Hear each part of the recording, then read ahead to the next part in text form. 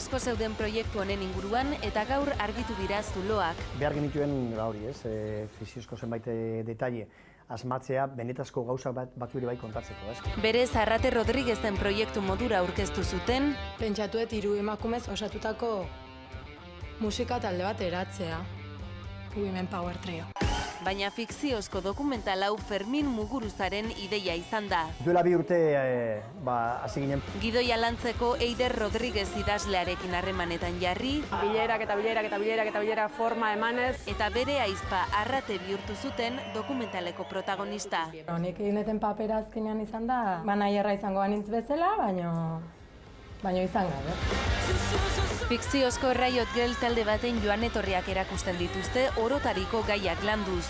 500 konplize izan dituzte abentura honetan. Jende pila batetik, baina deneko esan dute, ez, mantenduko dugu behintzat pelikula atera arte. Finantziazio kolektiboa erabili dute eta 350 pertsonak 50 euro jarri dituzte. Zinemaldiko sarrerak agortuta, zuloak taldeak orain bai kontzertuak eskainiko ditu Euskal Herrian eta baita Berlinen eta Mexikon ere. Gustora, emozion eta Azkenean benetazko zerbait bihurtu da, ez? Zulo guztiak tapatu asmoz jakin nahi izan dugu Fermin Muguruza holtza gainean ikusteko datarik dagoen, baina nork jakin?